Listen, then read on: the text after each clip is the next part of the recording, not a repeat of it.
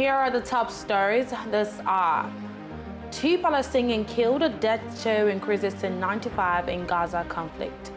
Zimbabwe struggles to contain cholera outbreak. Pakistan's former Prime Minister Imran Khan charged with leaking state secrets. Welcome to the World News and VOP TV. I'm Kayla Abraham. The Palestinian Health Ministry on Monday confirmed the killing of another 2 persons in the Jalazon refugee camp near Ramallah, taking the number of casualties in clashes with Israeli forces in West Bank since October 7 to 95. The 2 individuals were shot by Israeli forces during the raid, and 4 others sustained critical injuries. As many as 20 Palestinians were also detained. According to officials, since October 7, more than 1,200 Palestinians have been detained in the West Bank.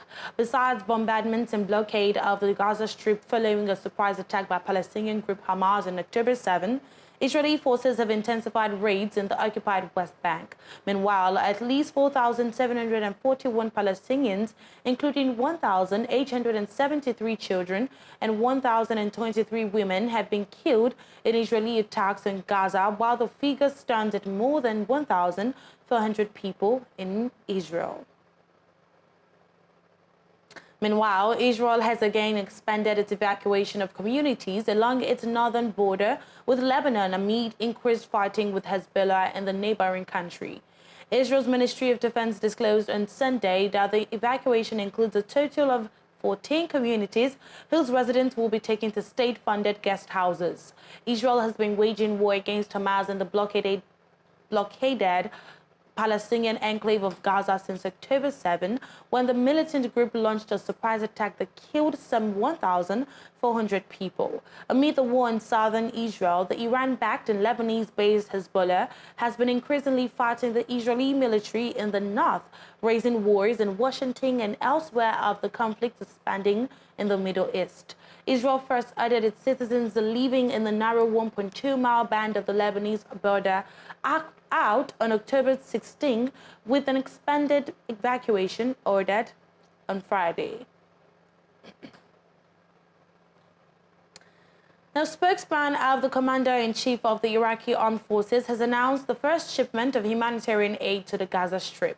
Major General Yahya Rassoul stated that the first shipment, containing 18 tons of humanitarian aid from the Iraqi nation, was sent to the people of Gaza by 2 planes. News sources in Gaza announced the arrival of the second convoy of humanitarian aid in the form of 17 trucks on Sunday. The convoy, carrying food and medical supplies, entered Gaza by crossing the Rafah crossing in Egypt.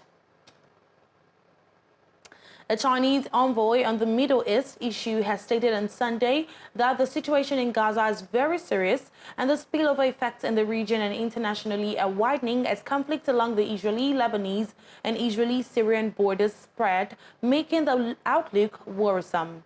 Zha Chung, who is visiting the Middle East, noted that he will visit regional countries including United Arab Emirates, Saudi Arabia and Jordan to strengthen coordination aimed at promoting ceasefire and easing Palestine-Israel tensions. He also disclosed that China has provided and will continue to provide emergency humanitarian assistance to Palestine through the United Nations, as well as bilateral channels to help alleviate the humanitarian crisis in Gaza. Zai further mentioned that China commends Egypt's effort to improve the humanitarian situation in Gaza and supports Egypt to open humanitarian corridor in Gaza. Now, the government has announced measures to contain the spread of cholera outbreak that has infected 5,000 persons since February in Zimbabwe. Zimbabwe has been struggling to contain spread of cholera outbreak, with the government announcing measures amid fears of a repeat of its 2008 outbreak that sparked a national emergency. Cholera cases span all 10 of Zimbabwe's provinces, with the most alarming spikes in the southeastern provinces of Masvingo and Manicaland, the epicenter of the crisis. According to government estimates, cholera outbreak has killed more than 100 persons and infected 5,000 since February. To curb the disease, The government has imposed restrictions in vulnerable areas, limiting funerals to 50 persons and forbidding attendees from shaking hands or serving foods at the gatherings. Authorities are also discouraging people from frequenting open-air markets, unlicensed vendors, or outdoor church camps where sanitation is scarce. Cholera, a waterborne disease caused by ingesting contaminated food or water, often spreads quickly throughout Zimbabwe because of its poor sanitation infrastructure and limited clean water. Many Zimbabweans, especially in remote villages, stay without tap water for months at a time, forcing them to draw from unsafe wells or rivers. Raw sewage spilling from busted pipes and heaps of lingering refuse increase the risk of the disease spreading.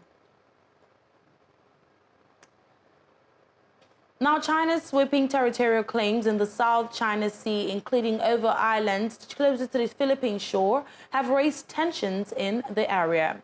Philippine officials disclosed that a Chinese Coast Guard ship and an accompanying vessel rammed a Philippine Coast Guard ship and a military-run supply boat on Sunday off a contested shore in an encounter that heightened fears of an armed conflict in the disputed South China Sea.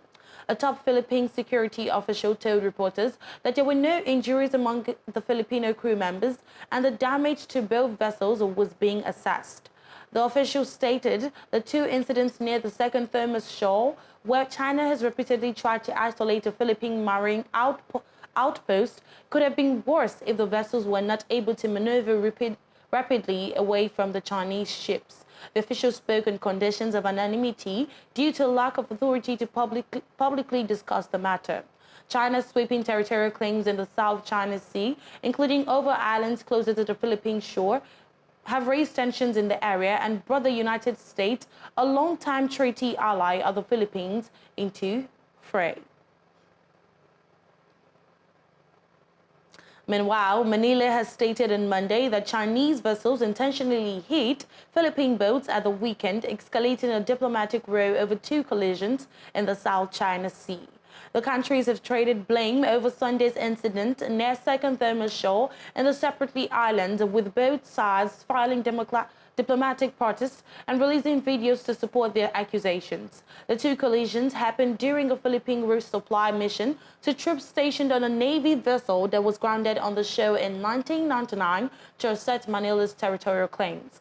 Philippine Defense Secretary Gilbert Teodoro took it one step further on Monday, labeling the Chinese actions near Second Thermos Shore deliberate. His comments came after Philippine President Ferdinand Marcos met with security officials and ordered the Coast Guard to investigate the incident, which was being taken seriously at the highest level of government.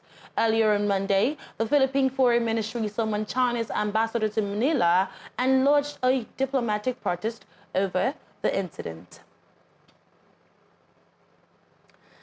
Now, a visit to China's Belt and Road Forum last week by Pakistan's caretaker Prime Minister has netted a slew of agreements as he lavished praise on the host, but experts warn that financial constraint and security threats could still hinder the projects. Meeting with Chinese President Xi Jinping and Al-Haq Kakar called Pakistan's partnership with the world's #2 economy made in heaven. Meanwhile, Pakistan's former prime minister has been charged in an official Secrets Act case. According to the Pakistan Tehreek-e-Insaf, a special court has indicted Imran Khan and his former foreign minister Shah Mahmood Qureshi.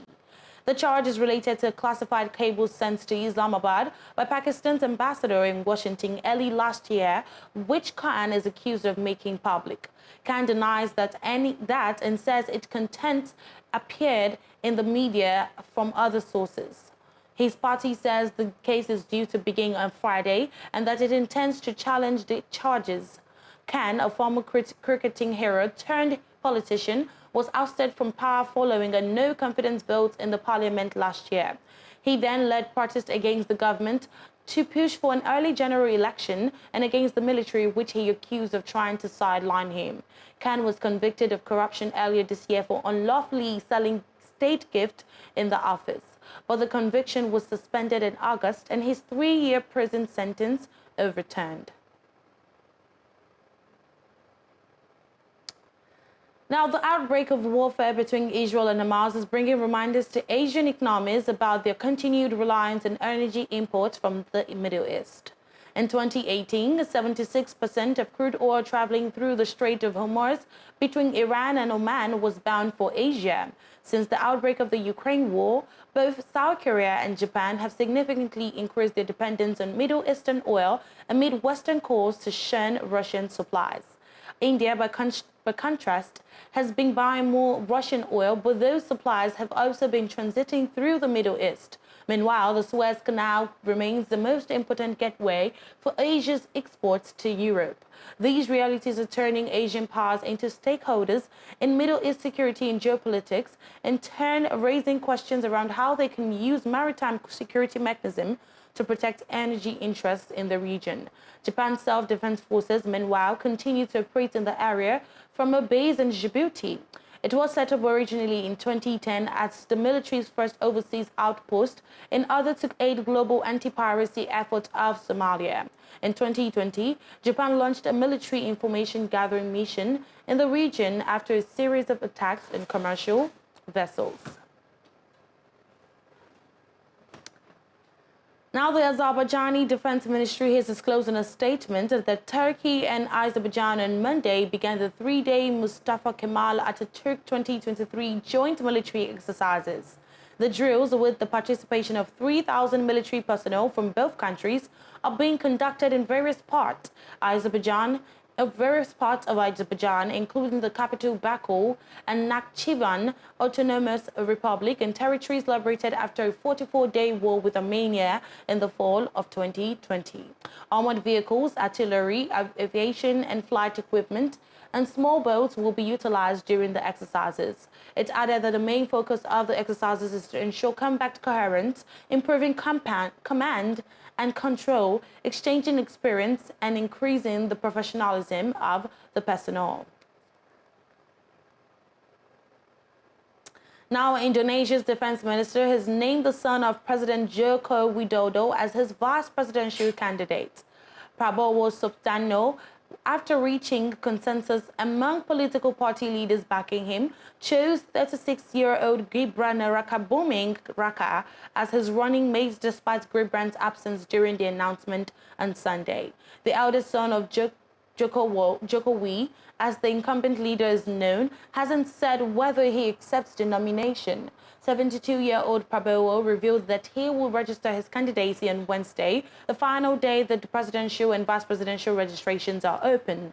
The pairing could further solidify Jokowi's political dynasty while shaking up alliances ahead of the February 14 elections. If Gibran agrees to campaign alongside Prabowo, it may require him to leave the ruling Indonesian Democratic Party of Struggle, or PDIP, of which Jokowi is a member, to support Prabowo's Gerindra party.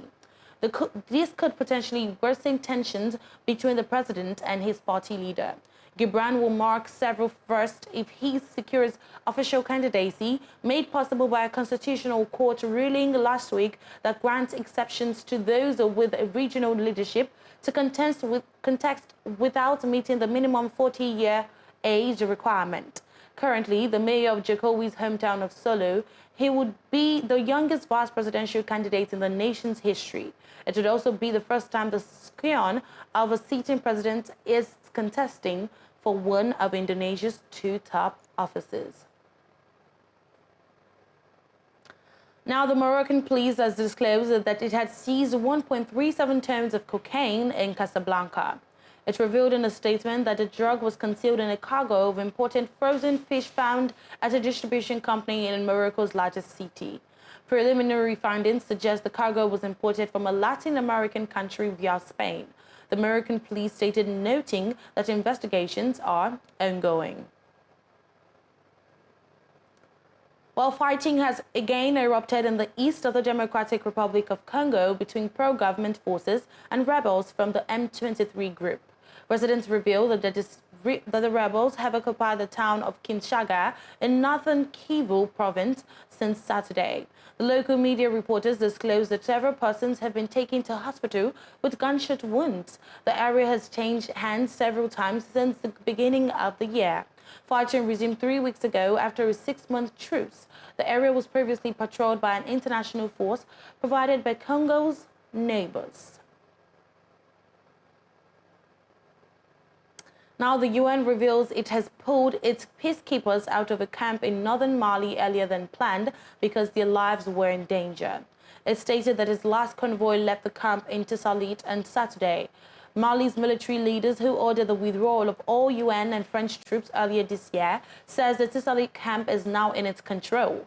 The UN peacekeeping mission in Mali disclosed that Saturday's withdrawal happened in an extremely tense and degraded security context, putting in danger the lives of personnel. With fewer international troops on the ground in Mali, it is feared that the country will be subject to worsening violence from powerful armed groups, including Islamist militants and Tuareg militias. Now, Kenyan police have released 3 persons who were arrested for participating in a pro-Palestine meeting in the capital, Nairobi. The 3 were freed on Sunday without charges after widespread criticism from Kenyans, politicians, and human rights groups. The head of Amnesty International in Kenya, Iringi Houting, stated that the disruption of the meeting was unlawful and deeply disturbing. The meeting had been organized by Kenya-Palestinian Solidarity Committee after police stopped an earlier demonstration that the group had planned outside the U.S. Embassy. President William Ruto has expressed his government's full support for Israel in the ongoing conflict. Meanwhile, Kenyan president has stated that the country will not experience El Niño's rains as it has been predicted. William Ruto urged Kenyans to use the new prediction of abundant rainfall to produce more food from farming to ensure that the country is food secure.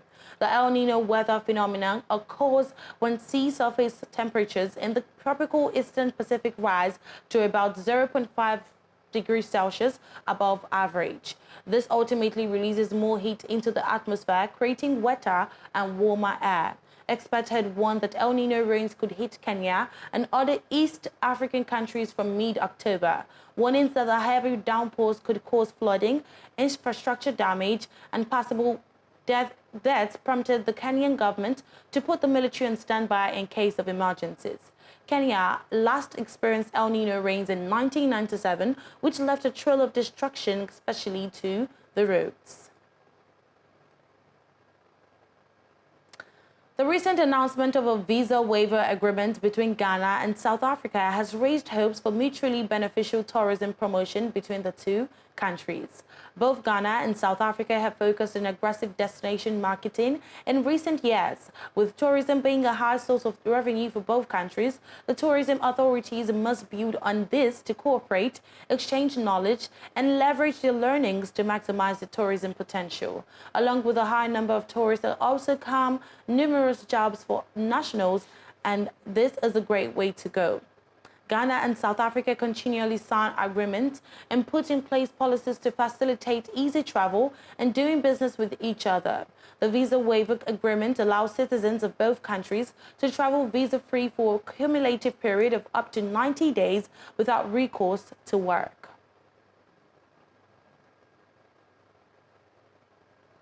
In the same vein, Andre Pollard's late kick gives Springboks 16-15 victory to set up final against fellow triple champions New Zealand. Replacement fly half Andre Pollard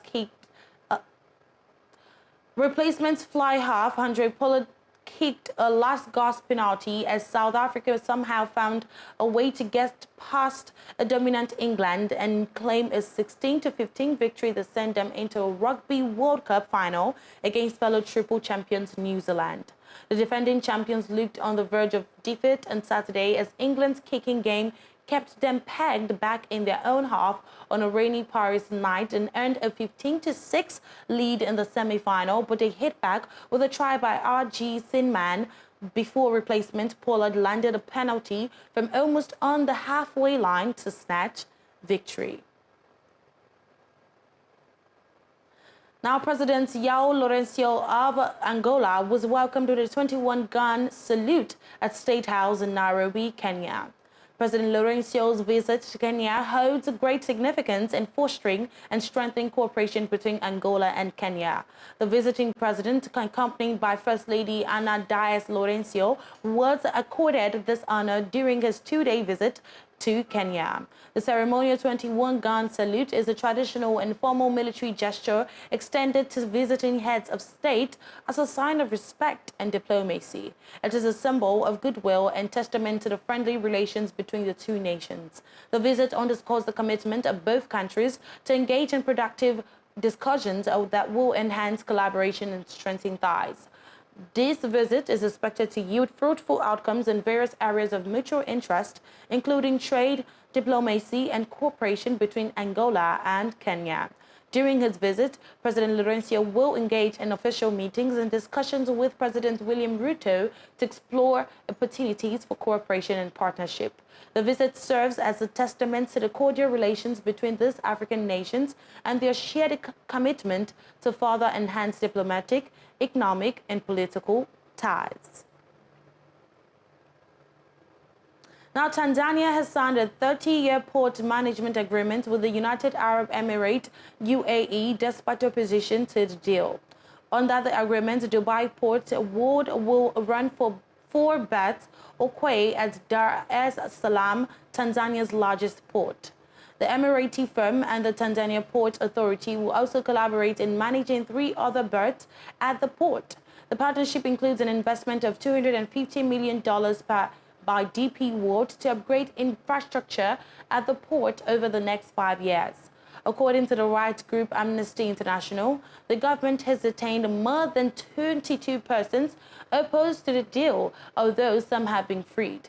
Tanzanian authorities disclosed that the deal does not involve all port operations in the country and they retain the right to withdraw from the contract at any time if necessary. The East African country hopes to boost national revenue and enhance efficiency under the deal.